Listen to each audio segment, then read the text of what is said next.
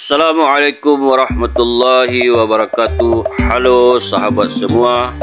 Hari ini kita akan menceritakan kisah tentang para sahabat radhiyallahu anhu.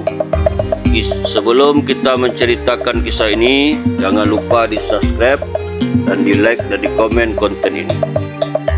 Sebelum memeluk Islam, Zaid bin Haritsah radhiyallahu anhu telah melakukan perjalanan bersama ibunya menuju tempat neneknya. Di tengah perjalanan, rombongan mereka diserang dan dirampok oleh kabilah Bani Qais. Akhirnya mereka ditawan dan dijual di pasar Makkah. Lalu Zaid bin Haritsah radhiyallahu anhu dibeli oleh Hakim bin Hizam untuk dihadiahkan kepada keponakannya, yaitu Khadijah binti Khuwailid radhiyallahu anhu. Setelah Rasulullah sallallahu alaihi wasallam menikahi Khadijah radhiyallahu anhu, maka Zaid radhiyallahu anhu dihadiahkan lagi kepada Rasulullah sallallahu alaihi wasallam untuk menjadi pelayan beliau. Ayah Zaid radhiyallahu anhu merasa sangat terpukul atas perpisahannya dengan Zaid radhiyallahu anhu. Bagaimana tidak, dia harus kehilangan anak yang disayanginya itu. Ayah Zaid radhiyallahu anhu mengembara ke berbagai tempat untuk mencari anaknya sambil menangis. Ayahnya sering membaca syair-syair berikut ini. Aku menangis kerana mengingat anakku Zaid dan aku tidak tahu apakah dia hidup atau mati. Jika dia hidup, inilah yang kami harapkan, dan jika ia mati, tentu ia telah binasa. Demi Allah, aku tidak tahu apakah Zaid terdampar mati di tanah lembut ataukah terdampar di sebuah batu karang. Seandainya aku mengetahui, maka seumur hidupku tak akan kembali. Seluruh dunia yang menjadi batas tujuan yang kucari adalah kembalinya dirimu. Ketika matahari terbit pada masa itu, aku mengingatmu. Demikian juga ketika datang hujan, aku sedih mengingatmu. Jika angin datang, maka itu pun membangkitkan ingatanku kepadamu. Hai kekhawatiranku dan pikiranku sangat panjang. Perjalananmu dan pencarianku berusaha dan pergi ke seluruh dunia. Semoga dengan kecepatan unta ini akan menemukan dirimu dan untuk mengelilingi dunia. Aku tidak akan mengenal lelah. Unta ini mungkin akan letih berjalan, tetapi aku tidak akan letih. Seluruh hidupku kuberikan untuk mencarimu. Ya, jika kematian tiba, itu bukan masalah bagiku, karena mati akan membinasakan sesuatu. Meskipun orang senantiasa panjang angan-angan, namun aku akan berpesan kepada fulan atau keluarga atau anak cucu untuk tetap mencari dan mencarimu. Demikian sedih syair-syair yang ia lantunkan. Ia terus melakukan hal itu sambil mencari anaknya.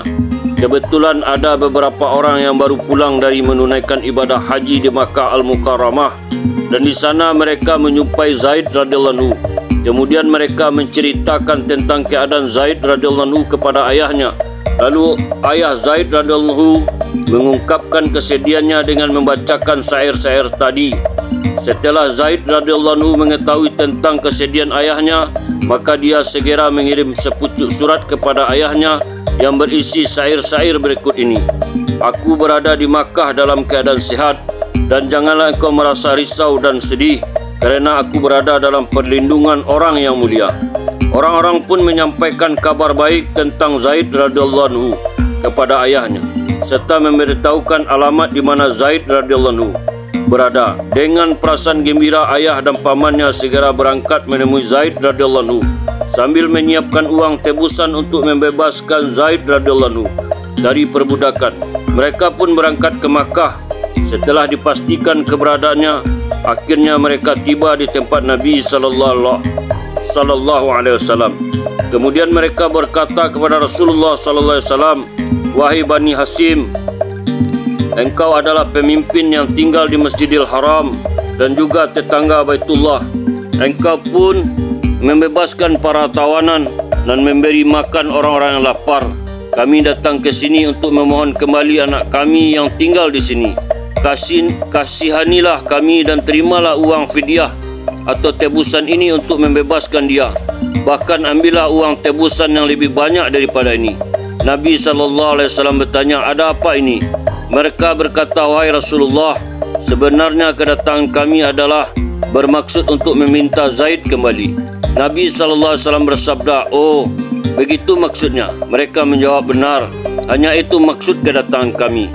Rasulullah sallallahu alaihi wasallam bersabda lagi, baik, panggillah Zaid dan tanyakan kepadanya tentang kesediaannya.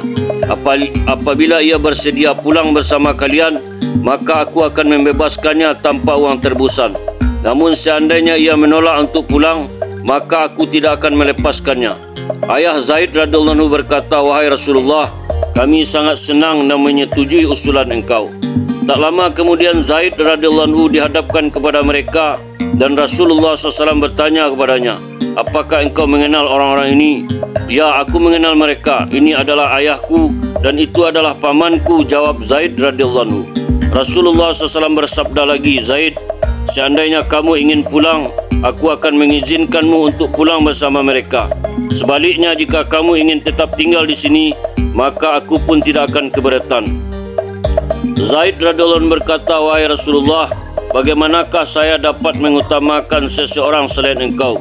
Bagi saya, engkau lebih berharga daripada ayah dan paman saya. Ayah dan paman Zaid radhiyallahu anhu membujuknya, Zaid, apakah kamu lebih menyukai menjadi seorang budak? Mengapa kamu tega meninggalkan ayahmu, pamanmu dan keluargamu yang lain dan tinggal menjadi seorang budak? Zaid radhiyallahu anhu berkata lagi, wahai Nabi Allah, aku lebih mengutamakan engkau daripada semua orang di dunia ini. Pada saat itulah Rasulullah SAW mengambil Zaid radhiyallahu anhu dan didudukkan di pangkuan beliau sallallahu alaihi wasallam seraya berkata, pada hari ini aku telah menjadikan Zaid sebagai anak angkatku. Ayah dan paman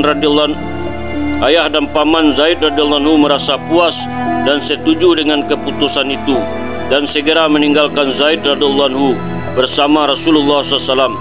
Ketika itu Zaid radhiyallahu anhu masih anak-anak.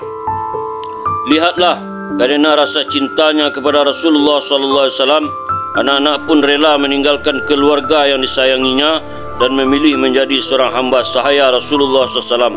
Dapatkah kita melakukannya? Alhamdulillah, itulah satu buah kisah tentang penolakan Zaid bin Harithah radhiyallahu anhu untuk kembali kepada ayahnya. Semoga menjadi pelajaran berharga bagi kita bagaimana rasa cinta orang-orang terdahulu kepada Rasulullah sallallahu alaihi wasallam. Kita tutup dengan doa, subhanallah wa bihamdihi, subhanallah wa bihamdika, asyhadu an la ilaha illa anta, astaghfiruka wa atubu ilaik. Assalamualaikum warahmatullahi wabarakatuh.